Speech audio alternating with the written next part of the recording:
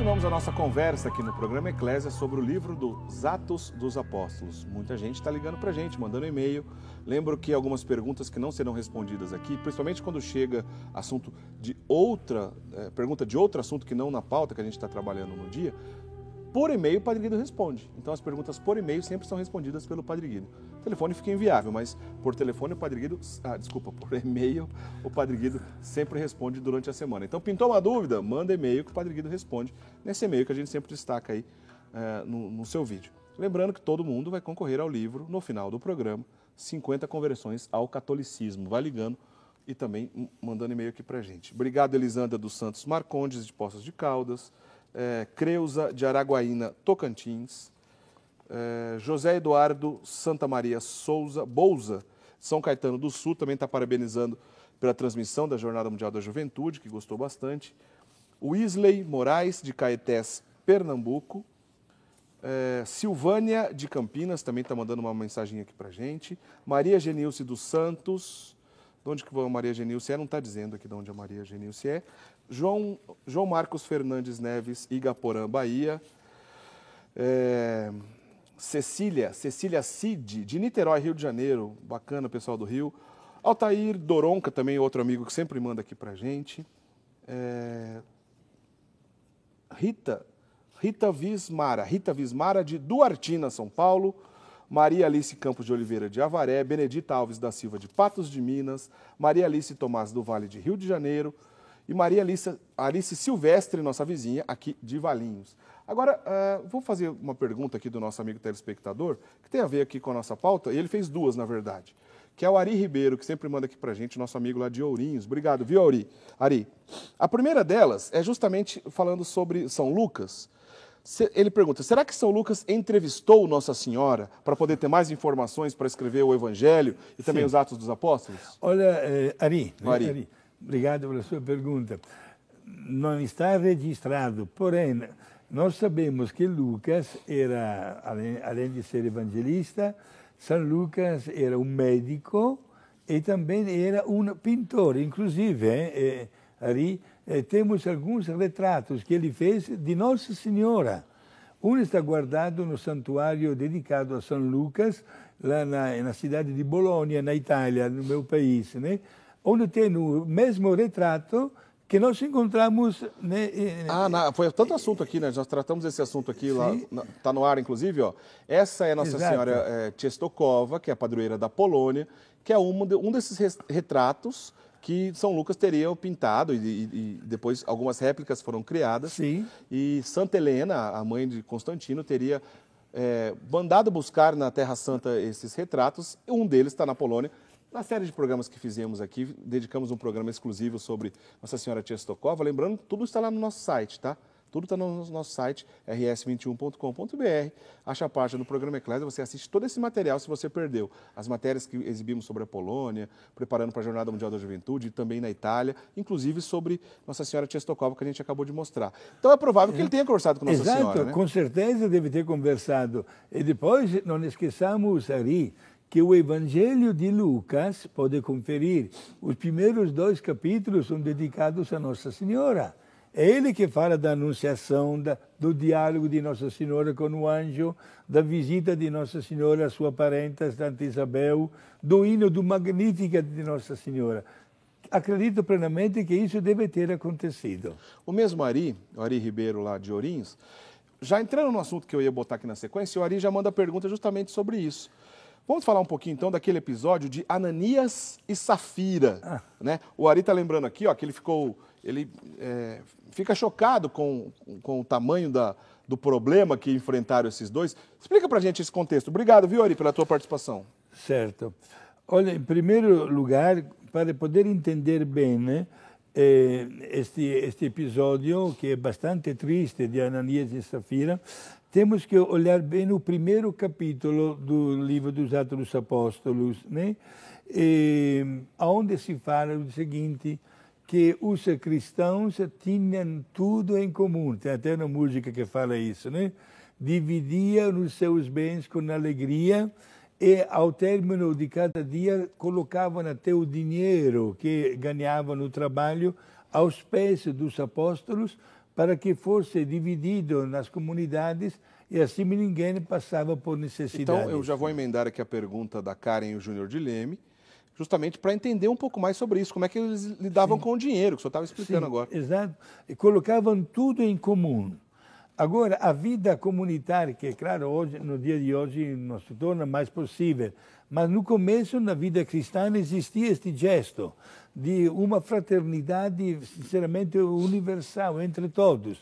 E assim ninguém passava por necessidade. Tudo que se tratava de bem material, então era repartido em comum. Era repartido em comum. O que fala este episódio de Ananias e Safira?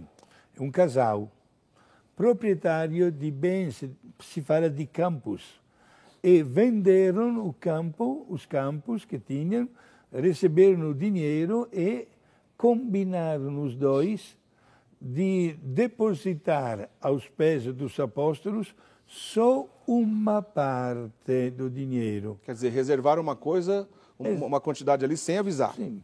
Olha, ninguém não teria feito nenhum pecado, né?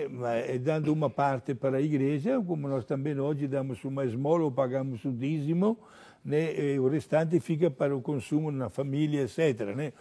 Só que, quando foram dar este dinheiro, o apóstolo perguntou: este dinheiro é proveniente de quem? Vendemos o nosso campo, etc. Né? E ganharam todo este dinheiro aqui. Não tem mais dinheiro? Não. Essa mentira. Essa mentira. E a mentira foi castigada com a morte dos dois.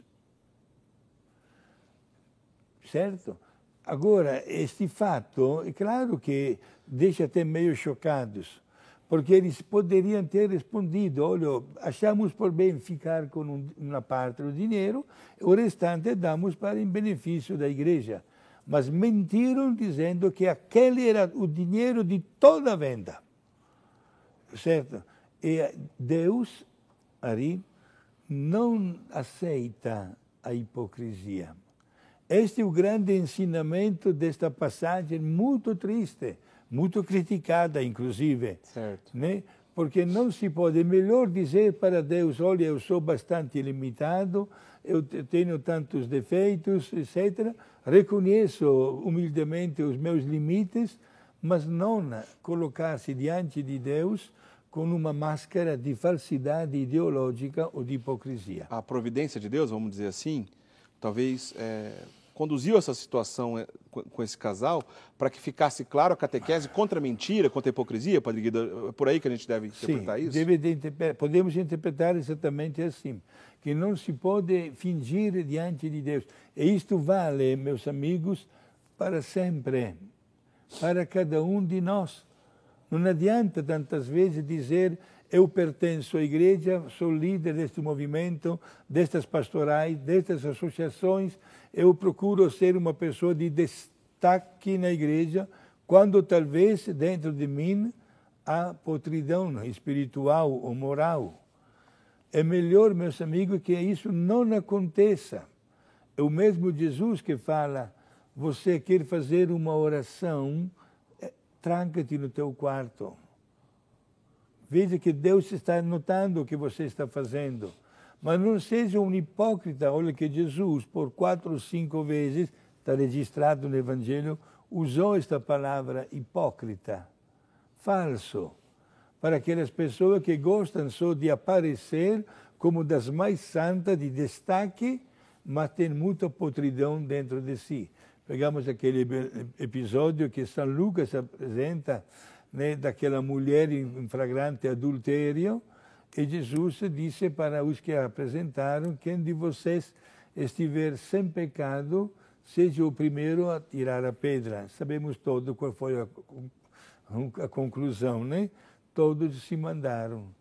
E no final Jesus mandou embora aquela mulher, disse: vai você, e de agora em diante procure não pecar mais. Olha a dinâmica diferente dos que queriam matar, e Jesus que usa o perdão e a misericórdia.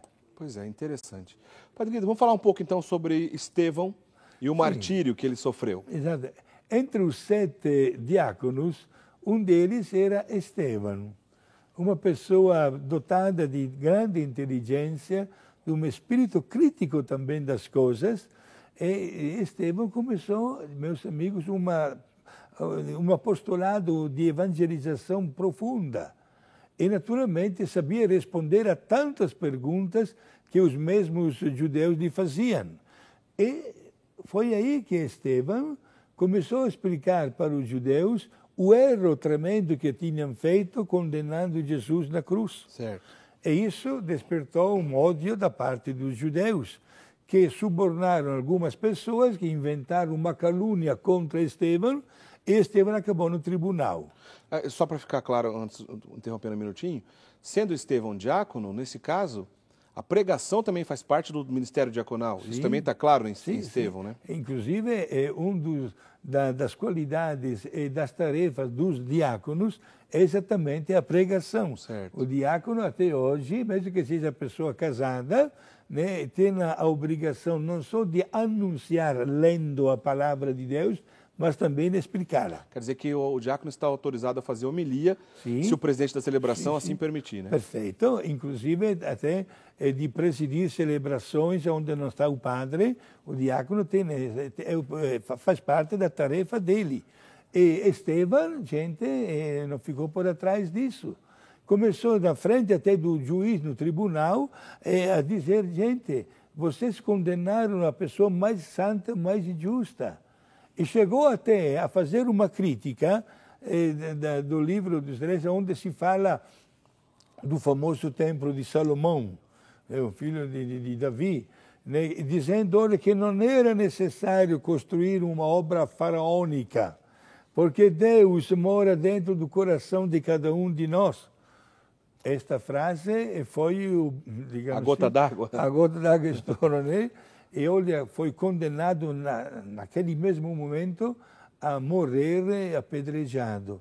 E no capítulo 7 podem conferir, momentos antes de receber uma pedrada na cara e que acabou quase praticamente morrendo, ele teve ainda a força de repetir a mesma frase que Jesus pronunciou na cruz momentos antes de morrer.